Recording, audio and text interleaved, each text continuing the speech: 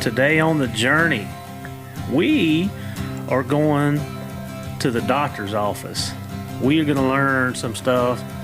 I get a lot of questions, and Lord knows I don't know the answer because I'm definitely not a vet. But we are very fortunate in our group that we hunt with that a vet actually hunts with us. And we've got med kits made up. Man, we could probably do surgery right there on the tailgate if we needed to, because he puts us in the know. But we are very fortunate. We have a vet that hunts with us when he can, and he keeps our dogs taken care of and takes care of our dogs even when he's not at work. And we bring them to his house and work on them out here on the porch. But today I am with Garrett Bailey, and Garrett is with us, and we are going to talk about females being pregnant, what to do with the females. We're going to talk about all kinds of things, and then when the pups are born, we're going to talk about just some of the stuff on the vet side of it, what we should do to be taking care of them to give them the most chance for growth and a healthy lifestyle. So Garrett, I really appreciate you having me over this evening. I think, man, we're gonna turn some dogs loose here in a little bit, aren't we? You dang right. We're gonna run something, even if it's wrong. Well, that's probably what it's gonna be with these three heathens I brought. It'll buff out. But Garrett, tell us, kind of give us your background. I mean, I know listeners don't know. Tell us your background. Where are you from? How you got into being a vet, and then we'll just run it from there. All right. Well, thanks for having me. I'm originally from Greenbrier County, West Virginia. Oh, yeah, West by the best Virginia. I know. We got to talk about this song, John Denver. Yeah, Country Roads. You dang right. It says West Virginia. It was wrote about the Blue Ridge Mountains. It was not wrote about the steep goat pass that y'all have over there. No. Yes. Definitely not. This is not true. What year was that wrote? I don't know, but I'm tired of hearing it every time West Virginia wins a ball game. Hey, I love it. I get up singing it every morning. All right, so you're from Greenbrier. Yep, grew up in Greenbrier County. Mom and dad, great family. Grew up hunting it was it. I grew up loving eat, sleep, and breathe hunting. I didn't grow up with hounds. I was always around hounds. My uncle had hounds. We run some beagles. Went coon hunting and bear hunting with friends. And I've gotten to hounds later, which I'll get in a second here. I always wanted to be a vet, and graduated from WVU and decided that maybe vet school wasn't the right path, looking at student debt load and all those things, and went and took a year off and went and worked in Montana and lived out in Montana for a year, and then applied to vet school and ended up getting some interviews at Mississippi State and Auburn. Oh. And I almost didn't get any interviews because I put hunting and trapping under my hobbies and interests. And actually they called all my references about that. Oh, yeah. And they weren't going to take me to get an interview, or I wasn't going to get an interview at Mississippi State, which is where I went and graduated because of the trapping. Wow. But, yeah. So anyway, I ended up getting into Mississippi State. I went there for 4 years and met my wife, and we started having youngins shortly after we got out of vet school, and practiced in Campbellsville, Kentucky for a couple years with a guy down there. Great mentor, great first job, just a little too far from home. And she's from Mississippi, so it was a good midpoint, but we decided to come back and get a little bit closer to home. So I got you. Been here for. So Katie's from Mississippi. Yeah. Okay, I didn't know that. Yep, she's from Mississippi. The old Southern Belle. So what's her favorite football team? She likes Mississippi State. State, yeah. Oh yeah, she went to undergrad there and everything. So I got you. But and then, we've been here now. I guess it's going on 5 years. Well, I was going to say, I was trying to think about it on the ride over here. Kind of when I was first introduced to you, but we'll go through that in a little bit. So let's go back to Greenbrier County real quick. My first dogs that I bought come out of a guy that hunted and lived in Greenbrier, White Sulphur Springs. Who was it? Porter Burdett. Burdett. I know some Burdett's, but And they own a big farm over there. And how that happened with me is at that time, my girlfriend, her roommate was his girlfriend, and we were over there at the college one night hanging out. I think we went out to eat and whatever. He got to talking about these bear dogs, and of course that's how I ended up with bear dogs, and they was plot dogs that come out of. And my first plot was a dog named Ace, and he was a Butch and he was Weems bred, Butch and Jill bred dog. And I actually still have his papers. I've got the 7th generation papers at the house. But yeah, I got my first dogs out of Greenbrier County. Where at? Was it near Monroe County? Or do you remember? No, he lived up White Sulphur. Oh, okay. Yeah, that's right. You said that. Got you. So got you. There's a dam over there. Isn't there a reservoir or something there? A Bluestone Dam. No. Mm-mm. When you go through Caldwell and you go up into White Sulphur and you take the left, and I think it goes up 92. Is that right? Oh yeah, yeah. You go straight. He lived over there. Up Moomaw or towards. Yeah. I can't remember, but it's been years since I've been. But I'd only been to his house one time. But yeah, that's where he was from, and that's where my first dogs come from. Gotcha. And for you guys listening, you West Virginians, y'all will know. But I mean, Greenbrier County is a kind of a mecca of bear hunting. Oh yeah, it's huge. There was a guy, I can't remember his last name, but when I started getting my Cameron dogs, his name was Lee, and he lived right in downtown White Sulphur, which is not downtown. But right. Yeah. Right. But he had some old dogs that was bred kind of the same way mine were. Gotcha. And I was actually going to breed to his male dog, my little bell female. God, I cannot remember his last name. It was Lee something. But anyway, he lived in White Sulphur too. I know. Gosh dang it! I think I know who you're talking about. Is he older or younger? He was a couple years older than me. Yep. So now back then I was 20. Some. I know his last name better than I know my own. I want to say it starts with a C. But anyway, all right. So I got it right here. That's going to bug. Maybe I don't. I'll think of it in the jiffy. All right. So you graduated and y'all come here. Yeah, I've been to mixed animal practice for since I graduated. I loved the large animal, mainly food animal, more towards the cow calf, and that's all really changed in the last few months. I'm doing something a lot different now. Yeah. And but yeah, we moved here, worked for Dr. Wall there at Bold Springs Veterinary Service, and I was there for 4 years, and we bought a place here and just kind of got hit with an opportunity to work a lot less and hunt a lot more, and see the family more, and that's kind of what life's about to me, man. It's family hunting, and that's it. And so yeah, life's good. So who did in our group? So I'm assuming you and Hot Rod hooked up first. Yeah. So Sam is kind of he's the first guy I met. I worked on his Molly dog, who's the mama to I guess that was the first cross to Spook, wasn't it? Mm-hmm. And she had come in and she had been to several vets with a swollen spot on her ribs, and we ended up, I cut a big old hunk out of her, and she had a migrating grass on that had kind of plopped out through her ribs there. And I met him, and I had just got my first dog, Booger, the blue tick. Wasn't worth killing. And me and Sam got to talking, and it was shortly after bear season, and I was running him out here. I didn't have a tracking collar, nothing. Mm-hmm. And after bear season, Sam let me use his tracking collar, and he got me this old cougar dog that's sitting here right beside me right now through Glenn Price, and Lindell Price owned him, and he's kind of who I've trained everything that I got now off of as far as coon dogs go. I've had a lot of cull dogs, but I got one decent one out there that'll treat a coon. So you had hunted with hounds before, but you never owned any until you come here. Right. So Dad never would.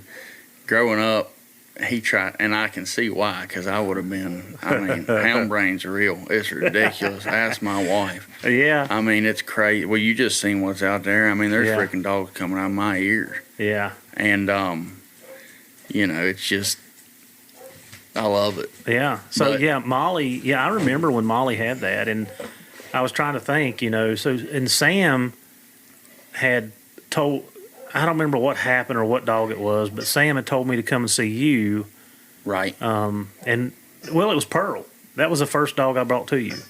Yep. Yep. Yeah, because we Right. were on the mountain and she had that She happen. got bit in the hind leg area. Yeah, and that was the first time. So that's been three Yeah. 3 or 4 years. Yeah, 3 or 4 years ago. Yeah, Me and Sam hunted. I mean, we used to hunt out here 5, 6 nights a week. Yeah, And, nice. And then, you know, and then I've met just a pile of all the bear hunters and all the different groups through, you know, just being the vet. So, well, and word of and- mouth travels too. I mean, Right. you know, hey, take them to Garrett, take them Right, to Garrett. right. You know, so yeah. Yeah. But yeah, so I never got, my first hound that I owned was that booger dog. I got you. I remember that. Yeah, I remember we hunted him a whole training season. Yeah. Hot Rod brought he him chewed with us. Hot Rod's box Yes. up. I'm surprised he didn't kill him. He probably had to should redo have. the whole box, didn't he? Oh yeah. Yeah. That dog was an idiot. I Yeah. mean, he was track minded, but he wouldn't tree, Yeah, and it's like he had ADD. yeah. I spent a lot. Finally called him at a year and found him a nice home where he can be a pet. Yeah. I got a little walker jip after that, and she turned into a real dog. It looks like my house outside. Like that's what it Yeah, looks like. Yeah. You got a lot of youngins though. Whew. Yeah, I got too many. I've got 5, 6 under 2 years old, which isn't good. And then Trip is just 2, so that's 7. Yeah, so half of I only got 3 older dogs. I mean, that's it. Yeah, that's All kind of mine's neat. young. We ended up getting, well, talking about Greenbrier County, so we've hunted on a lease. Well, my family hunted on it before it was a lease. It's Clear Creek Rod and Gun Club, which we hunted on it before. It was still Briar and Ob Sportsman. There was 3 different clubs, but now it's that. It's 87,000 acre lease, and that's where, I mean, it's bear hunting haven, which you can't bear. I mean, it's been, they haven't accepted new bear hunters for probably 10 years, which sucks, but that's where I've hunted my whole life, and where Ruby, which is the English dog that I got now, that is kind of really the only reason I'm getting on bear, was that guy I met through that club, and Right. you know, grew up around. So, Right. and a mutual friend, Bo Willoughby, kind of hooked me up with that dog. So, Yeah. Bo and Dean and hmm all them. Yeah, they're good. And they're good guys. I worked with Dean for several years. yeah, Yeah. they are. They catch a lot of bear. And they hunt hard. Oh my! I mean- We went to Boone County a couple weeks ago, and yeah, I mean, their dogs they're in shape. Yep. They Well, they got hit them it. young. They got them youngins that can Yeah. run all night long. That's what it is. That's the truth. Yeah. I think they finally had to put a bridle on them, tell them to chill out. Yeah. They were doing hunting daylight to dark. Yeah. Well, let's get into some. So let's talk about the one thing I wanted to really talk to you about is because you give me a lot of advice. I mean, man, I can't tell you the times that I've picked up the phone and just text you all hours of the day and night if I'm awake. I'm usually in bed by 10 o'clock, but you know, texting you give me information. I mean, I was in New York last year or year before last, and I had a dog at home that was sick, and I was texting you back and forth and Right. sending your messages to Chelsea to get her to do whatever. So it's just been I think you know there's so much information that you pass on, and I want to make sure that everybody has some of that opportunity. So let's talk about breeding females, and once they're bred, some of the things that we should do, because one of the things that comes up all the time is, and I don't know why I get asked this question because I don't know the answer, is about giving them shots, worming them right. during the pregnancy. You know at what stages, or should I not do that? So Right. just kind of dip into that. Tell us what we should and shouldn't be Yeah. doing, or a good practice. Right. Well, you know, before you breed the jip, or whenever you have your planned breeding, you know, the health of the female is extremely important.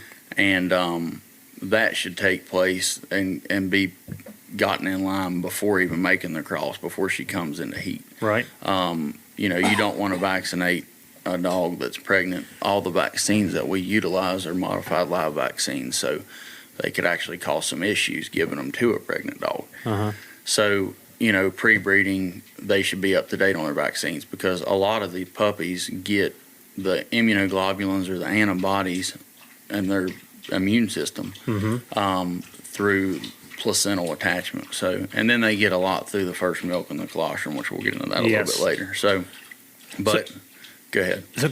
Let's go back. So, what would you say is the necessary vaccinations before you breed? Because there's 1,000 of them out there. Let's break it down to, you need these 2 or these 3 or these 5, whatever you think is necessary. So there's core vaccines and there's non-core. Core vaccines are by the AVMA are set forth, and that's kind of what everything needs and what is recommended, and that's what these dogs need, and that is what we would call, you know, the 5-way: distemper, adenovirus, parvo, and parainfluenza.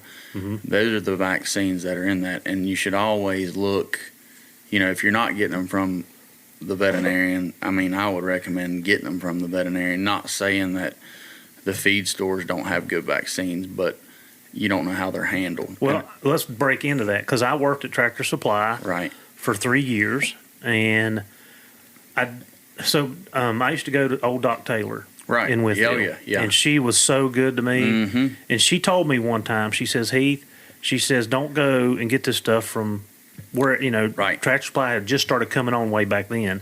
She's like, you might as well be putting water in them. She said, if you need them, you call me. I'll get you stuff what you need, and you come pick it up. And I always did that.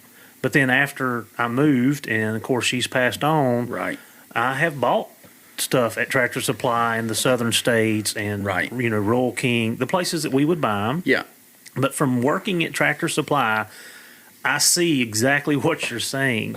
When you have people that are responsible for stocking, and they don't understand the importance of keeping that in the dry ice and taking care of it and getting it back into the refrigerated cooler that you keep the shots in. I have seen stuff set out on the floor for 2 days. Before. That's when what Miss Taylor told me, kind of smacked me in the face. I'm like, wait. So anytime that stuff come in, I try to take care of it myself. If I was there and it was in, that was the very first thing I took care of. I got it right out, put it in the refrigerator. Of course, you have to start locking the stuff up because people were stealing it. So that's what you're saying? That's what I'm saying, yes. And honestly, you'd almost be better off just to buy. You can get on, you know, I don't know all the names of the companies online, but Alley Vet and all those, and you can actually just order the case of 25. You're going to need it for the pups anyway. So the bitch before breeding needs those 4, and then I always give them a lepto. I mean, these hounds are exposed to lepto. Leptospirosis is a spirochete bacterium that causes kidney and liver failure. And by the time you diagnose it, they're in kidney and liver failure. It's passed by all mammals in their urine, placenta, cattle, you know, sheep, goats, horses, deer. I mean, it's in the water. So, you know, they're drinking out of the spring or the creek or a mud hole or whatever. So they need that vaccine. And so that's the 5-way. Well, that's really what people would call, I guess. And does the lepto come in that? No, you need to look. Most people call that the 7-way. Okay, it's got the lepto in it. You just need to know those pathogens and look, because I've had people that have vaccinated dogs, and I've had parvo dogs come in that were vaccinated, and using that term vaccinated very loosely. I'll go into that later. But it didn't even have parvo in it. You know, because you've got to look at and see what's in it. Distemper, adenovirus, parvo, parainfluenza, and lepto. There's 4 strains of lepto. And they don't just, you know, most hound guys, and me included, when you're older dogs, when they get older, by the time that dog's proven and you want to make that cross and utilize and breed her, most of us, I mean, keeping up with annual vaccines, sometimes you might miss a year, get a little bit behind. So if you do, that's fine, but you got to booster it. So 3 to 4 weeks later, you got to come back and booster that vaccine. And it takes 2 to 3 weeks to mount an immune response to that vaccine. So you want to do that, before she's coming into heat and be. So you're saying give her 2 shots? Absolutely. So, unless she's up to date, unless she's been getting them annually, correct. Yeah. Right. And most of us don't. No, after absolutely. they get a certain age. Yeah, I mean, I'm just as guilty as anyone. I keep up with my rabies. Oh, yeah, because I have absolutely. to. Right.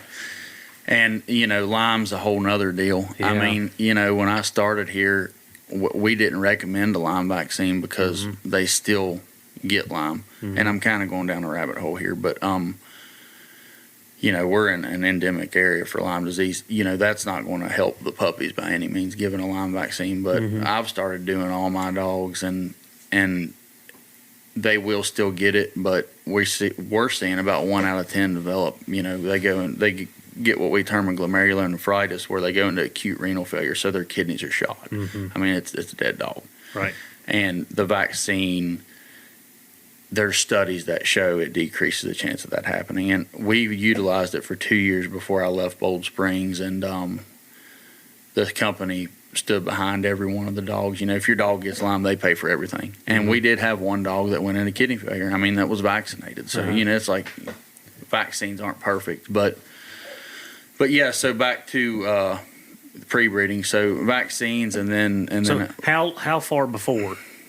So as long as it doesn't really matter if it's in that year window, you know what I mean, and she's up to date within a year. Right. But if you're going to breed her, get on it. Get on it and just get it done. Yep. And then get her on something for flea and tick. I mean, I've seen a lot of puppies with flea-induced anemias, and just they're trying to survive and nurse, and when they have fleas crawling all over them and biting them, I mean, it doesn't take long for them to get anemic. So, and you want to give that before. Like Bravecto now is great. I mean, it's a 3-month product. So, and there's nothing that's labeled for a pregnant or lactating bitch. Not that they're not safe, but it's a dog. They're not going to spend the money to find out, the pharmaceutical companies, if it's safe to give a pregnant dog. So you're not going to find anything that is labeled that. So you want to give the preventative prior to, breeding and whelping. And Bravecto is great to utilize because you could give it and it lasts 3 months, which covers you. And we're all kind of using that because you put us on it. And it's a great product. I mean, I use it, and that Canada Veterinary Care. I mean, Canadian Pet Care. I order it through the. I mean, you can get it cheaper through there than the veterinarians can get it at cost. Right. So, and then heartworm preventative. I mean, it depends kind of where you're at. I keep mine on it mainly because it's a broad spectrum dewormer as well, and it's a lot cheaper. Interceptor Plus has got praziquantel in it, which get round whips, hooks, tapes, and then you got your heartworm preventative as well in that. And giving them that monthly is a good idea as well. But and then prior to and then environment, having a plan. And one thing, a pet peeve of mine, and a lot of my friends do it, they make a cross, and then you're at, 57 days, and they're calling, oh, man, she's been nesting for 3 days. I mean, damn, she ain't been eating. What do you think? Well, when they tie? Oh, gosh, I can't remember. Write it down. Yes. Because there's a big difference in, if she is 64, 65 days, okay, that's a big difference than if she's 58. So that's one thing that it always happens. Well, so in Fancy, the litter we just had, Right. She had at 58. Right. She was stressed. Yeah. We failed. Forrest was going to bring her to the house, and for whatever reason, work schedule, something happened.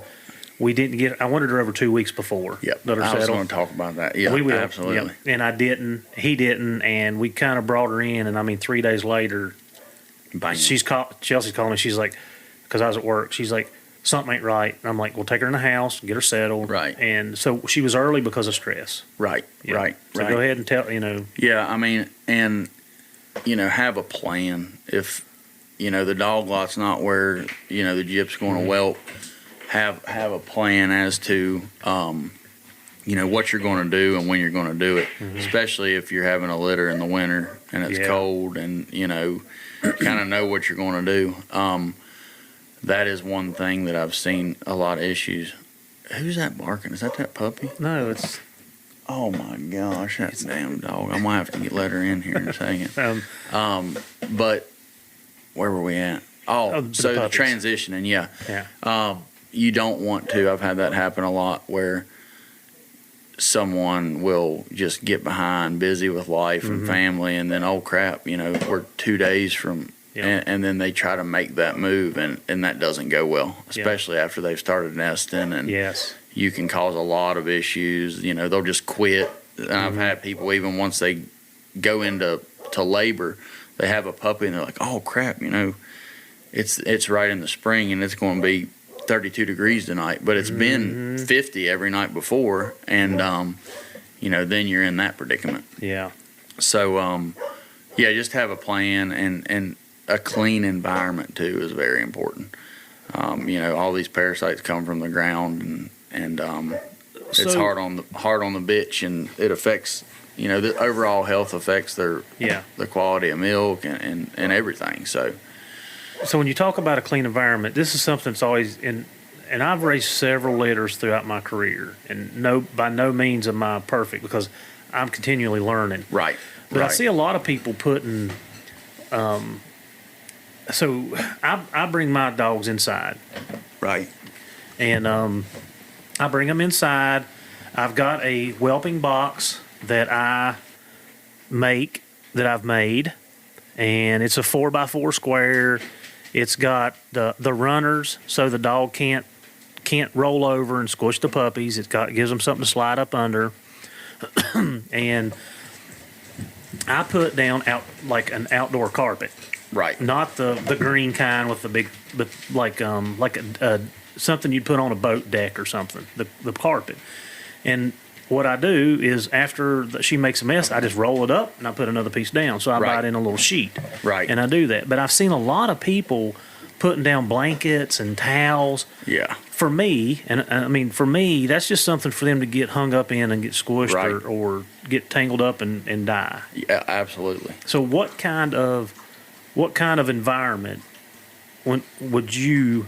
And some people, like I said, some people do it different. If you're going to have them outside in the summertime, I've had dogs outside in the summertime in an igloo because I didn't know, Yeah. So it's happened, but preferably, what would you consider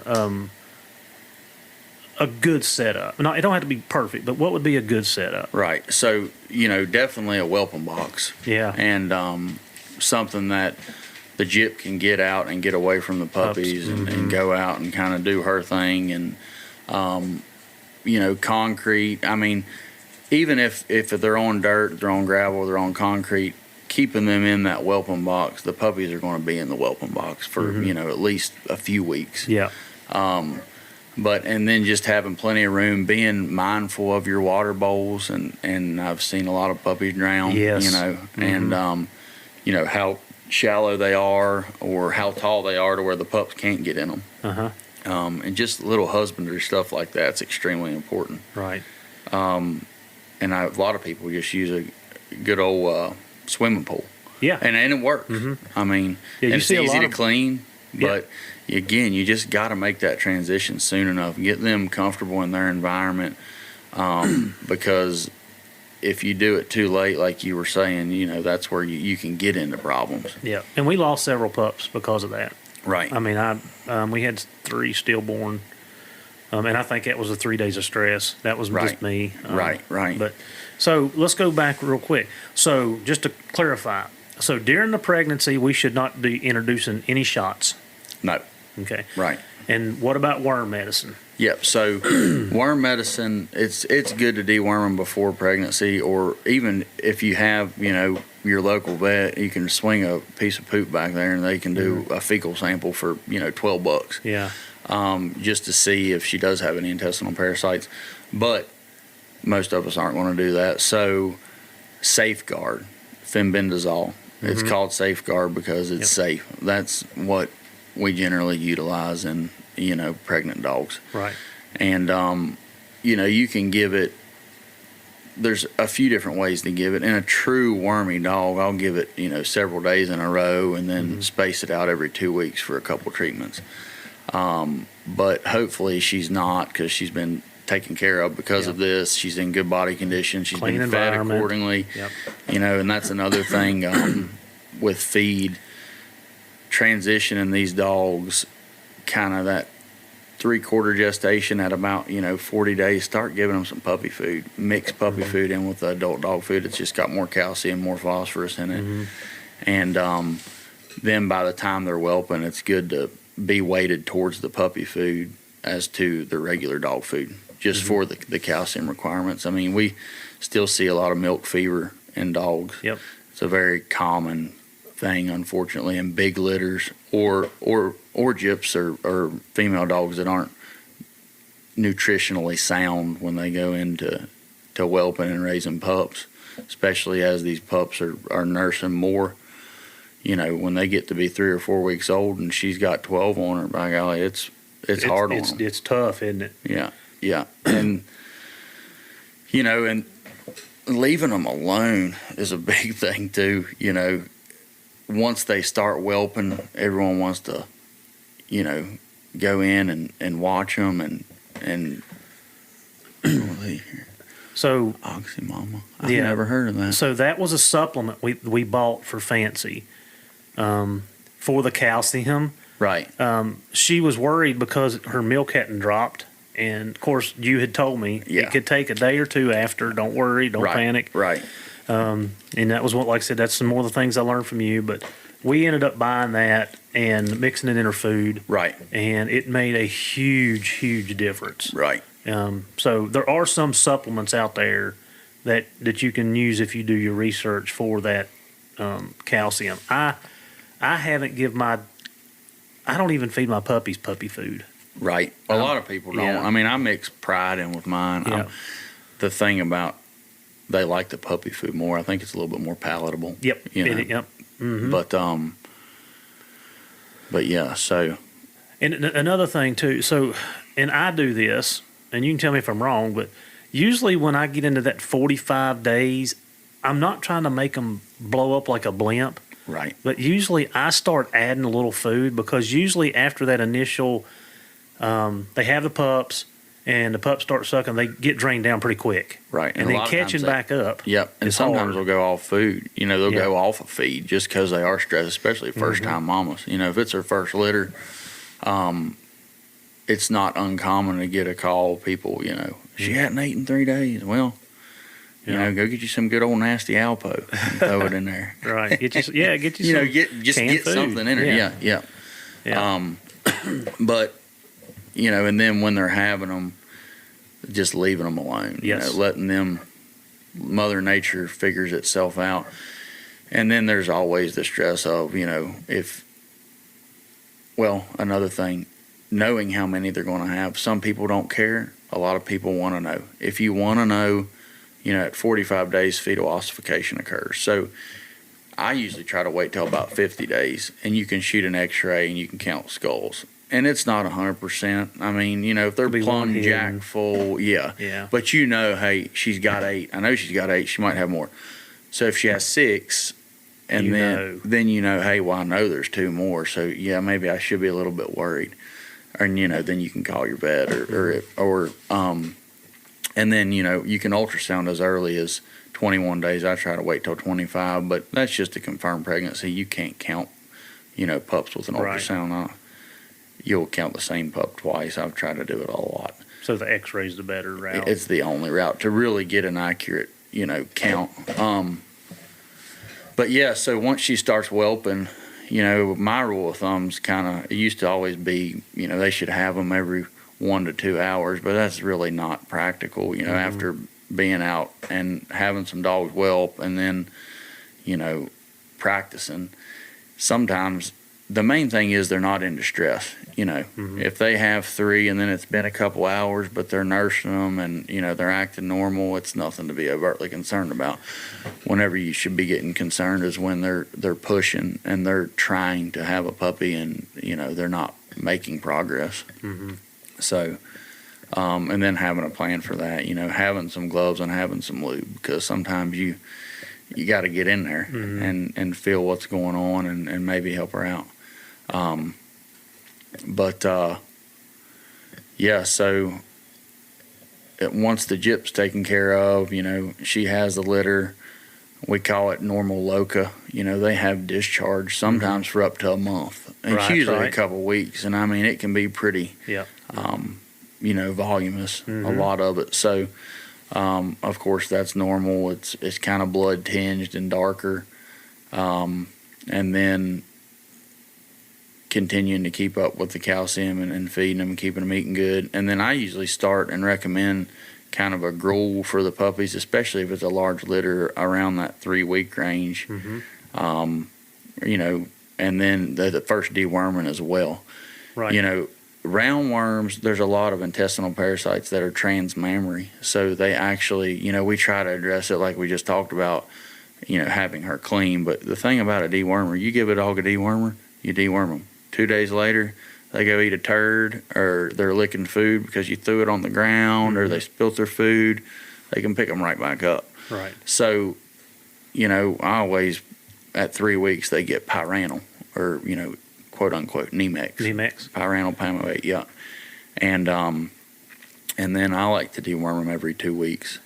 So, unlike ruminants, cattle, sheep, goats, they get all of their immunoglobulins through the colostrum for the most part. If a calf don't get colostrum within 24 hours, you might as well whack him on the head. Not literally, but you know what I mean. It's extremely important, and it's extremely important in dogs as well. But they do get a lot through the placenta, just from the different placental attachments. They have a zonary placenta, so the placenta kind of wraps around the pup. They all have, every mammal has a different placental attachment. But the colostrum, they need to get, as much within the first 12 hours of life of the receptors that bind the immunoglobulins start to internalize within the intestines and in the gut. So if they don't get enough within the first 24 hours, they don't have as good of an immune system. So their immune system, basically from day 1 to 6 weeks, everything's riding on what they got from their mama.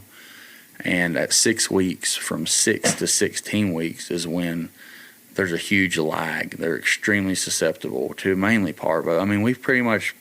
We haven't got rid of distemper, but we don't see a lot of distemper. I've never seen a case. I've been practicing for 6 years.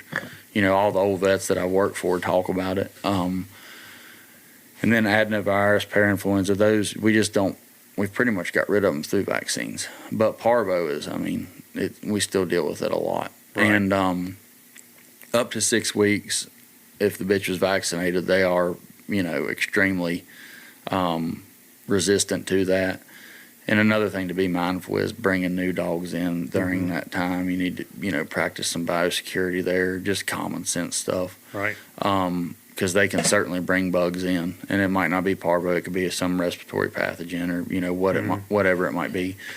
But anyway, so every 2 weeks deworming, typically weaning around 6 weeks. Sometimes if they got a big litter, and you got to listen to the female too, if she's getting ill and not she might wean them at 5 weeks. Right. That's why it's good to have them on that gruel and start to feed them and supplement them in case something does happen. They're already started on food.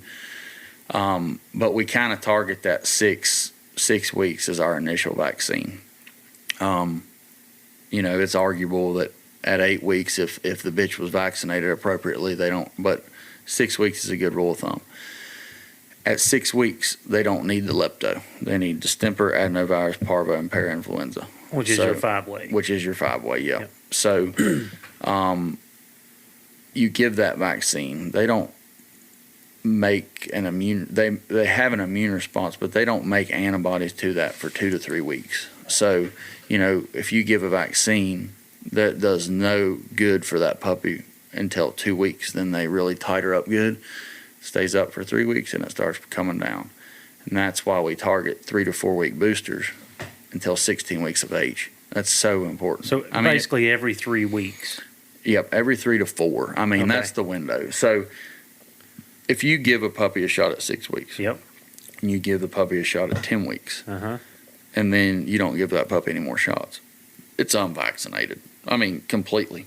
Because the way that the immune system matures after 12 weeks of age, that's where it's overtly important that they get 2 shots 3 to 4 weeks apart. And that's the same if you get a new dog. You know, if you get a dog that's 6 months old, or, you know, you get a puppy that's a little bit older, that's 12 weeks old, you know, they need 2 shots 3 to 4 weeks apart.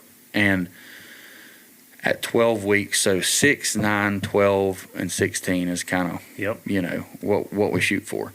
At the 12 and 16 is when they need the lepto.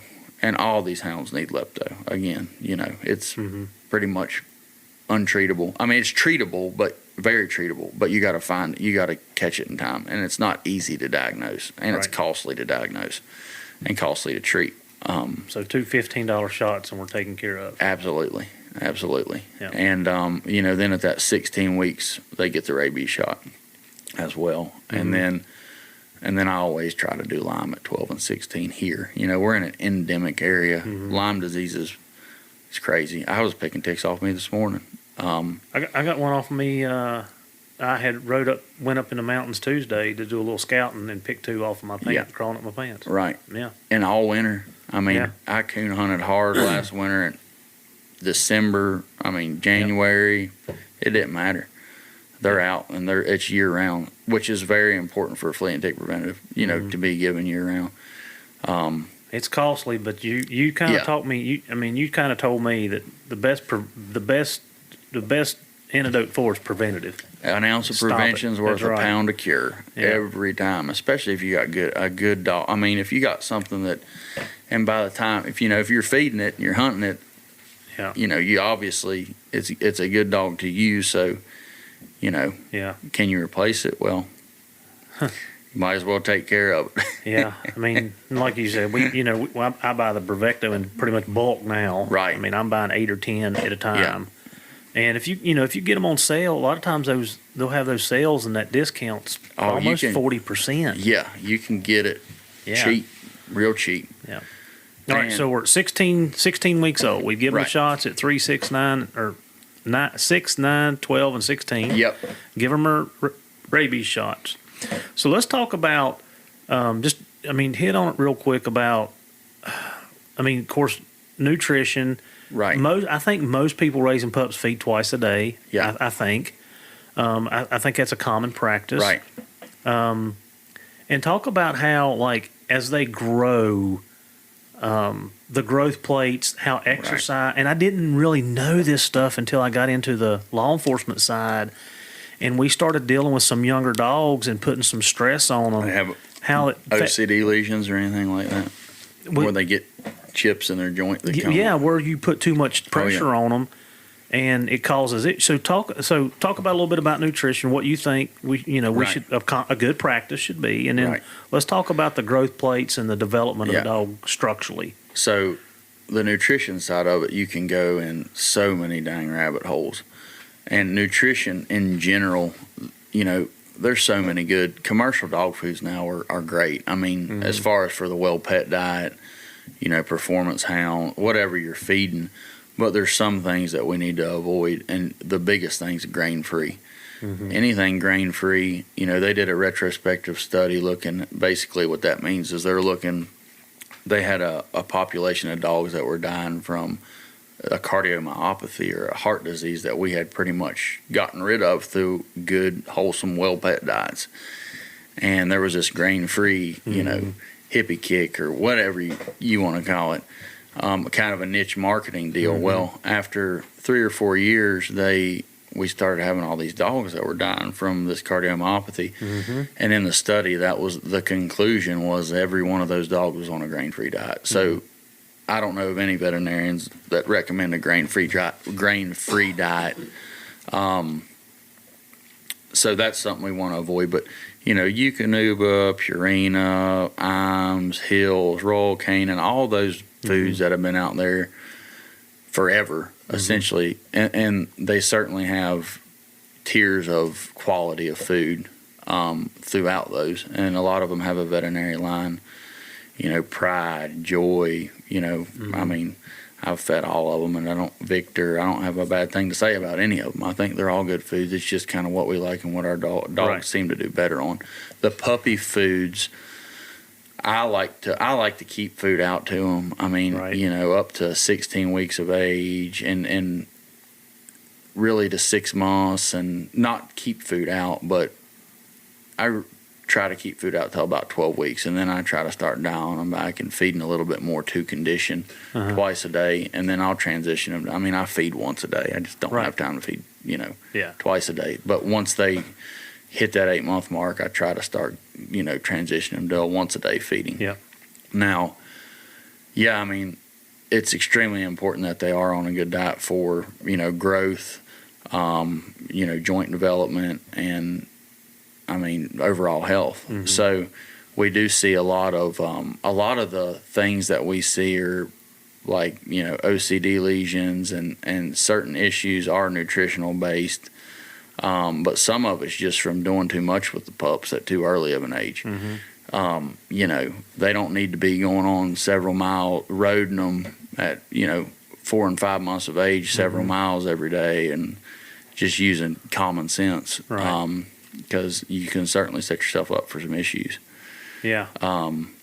But the growth plates, usually kind of that 12 to 15 month mark is where they start to close, and that kind of depending on breed as well. But for most of the hounds, that's kind of going to hit it. Some of them can be a little later. Mm-hmm. But yeah. What else was we talking about there? I got kind of lost. No, that's it. I mean, like I said, for me, and like I said, you're the vet, but some of the things that's very important to me is I start worming my dogs immediately when I can. Right. I keep up. That's a very structured schedule that I keep with them. Right.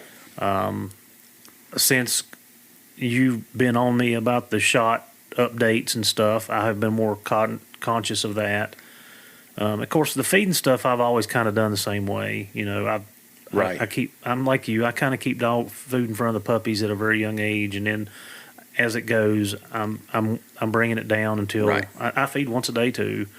The puppies I don't. I do them differently. Right. But yeah. Right. So I mean, I kind of do the same things, but I have had not me myself, but I've seen issues where they're putting too much pressure on those young dogs structurally, and then they have some type of breakdown on them. Yep.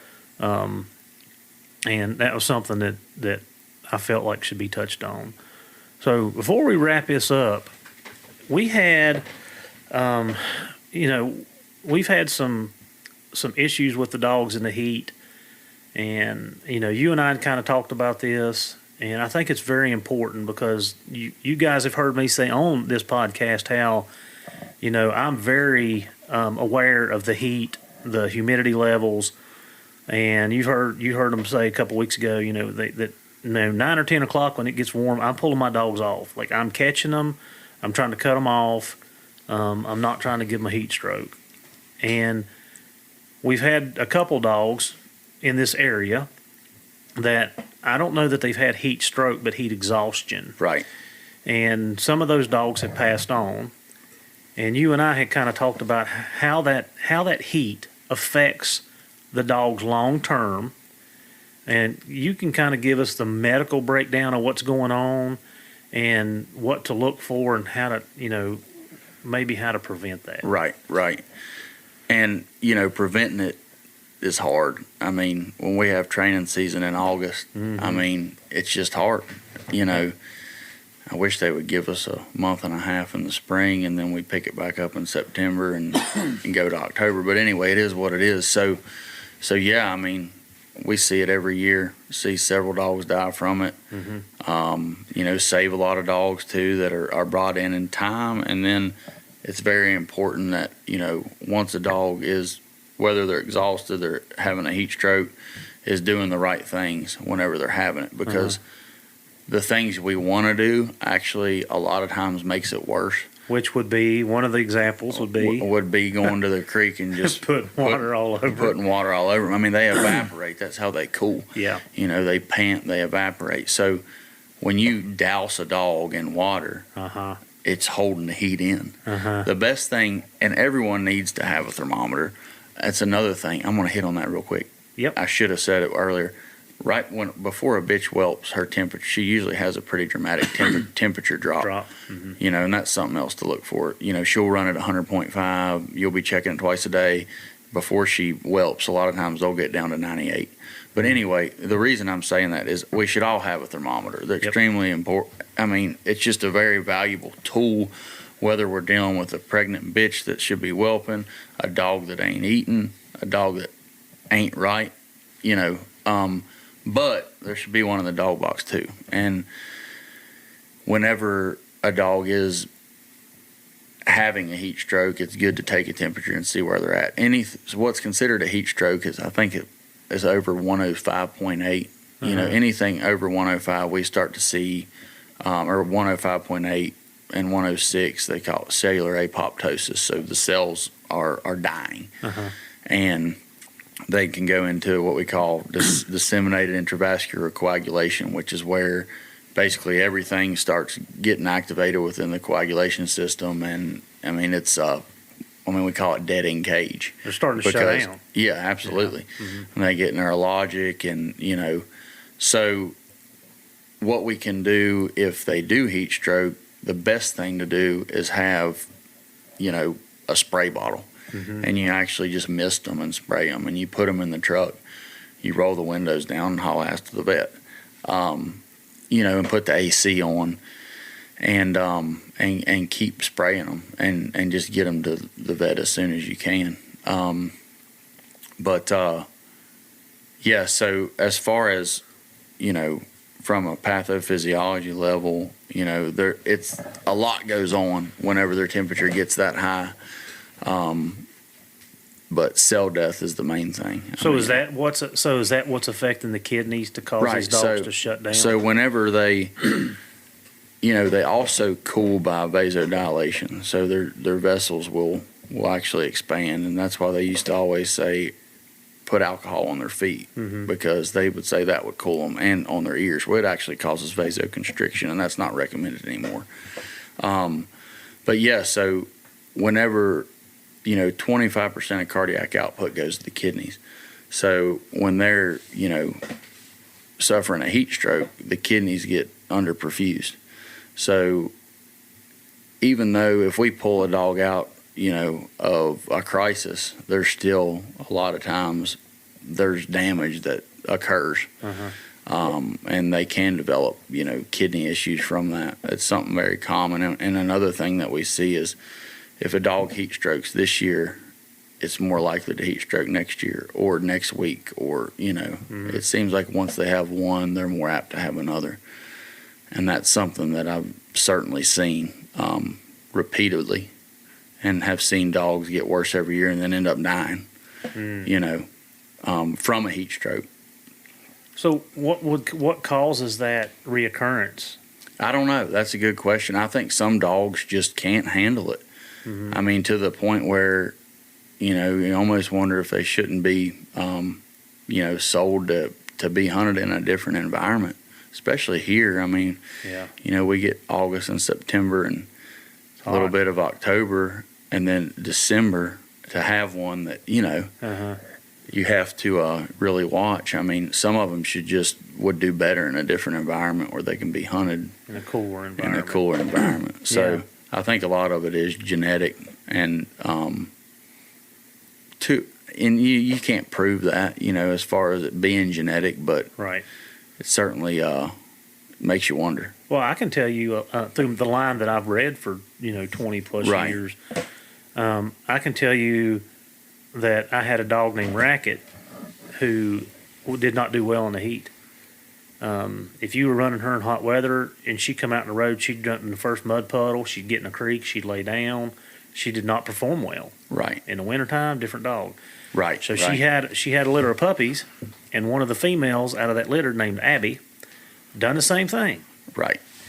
And then Abby had a litter of puppies, and I have one at my house right now called Little Man, and he is the same way. I have seen that through 3 generations, that those Dang. dogs are not well in heat. Right. They don't do. Now, Little Man has a little bit coarser hair, and I don't know where it comes from because through the generations that I've raised, I haven't seen that, but he has coarser hair than the other dogs, and he's got a thicker coat. Right. So, in my mind, I was kind of thinking, well, it's just because he's got a little bit heavier coat, and then we started having a conversation. I don't know who I was having a conversation with. I'm like, wait a second, his mother done the same thing, and wait, her mother done the same thing. Right. Like, right. So I started tracing it back. Yeah. And like I said, that's 3 generations. That's almost 20 years. Well, it is. It's almost 20 years of dogs doing the Right. same thing. Right. Yeah. I mean, yeah, I think it certainly is genetic. Yeah. Another big thing too, because sometimes you're going to have dogs that are heat exhausted, or maybe they start to come around. You got to be careful on when you stop cooling them, because you can actually, like, we quit cooling a dog. Once it gets to the clinic and we're cooling it and it's on IV fluids, getting shock doses of fluids, and we're doing all the things. 103 is where we stop, because it continues to go down. Yeah. And I've seen dogs that, have been cooled too much too quick, and, they don't discontinue cooling, and they get cold. Yeah. Mm-hmm. Yeah. Well, so while we're on this real quick, and then we'll cut this off. So, in our police dogs, when we're tracking in the summertime, even in the spring with the when the humidity level starts getting up again, and we see it in the fall, there's been several times that we've been tracking, and I start seeing my dog getting light in the rear end. Right. You start seeing a little bit of yeah, swaying. they get ataxic. Yep. Yeah, and of course that's my immediate stop. It's Right. done. We're done with it. But I see we see that happen quite a bit. Right. But I guess we're catching it quick enough. We're not pushing it to that level. Right. Would that be? Oh right? yeah, and that's the thing with the hounds is, we don't see that. Yeah, because we're not. We're looking at them on the Garmin and saying, "Oh man, Yeah. they're dropping back. Oh, Yeah. they're treed. Yeah, their heads up in the air because they're trying to radiate and Yeah. evaporate and cool everything, because that's how they cool. Is they pant. Yeah. And I think having, and it's hard. I mean, that's like this year that Wesley's Koa.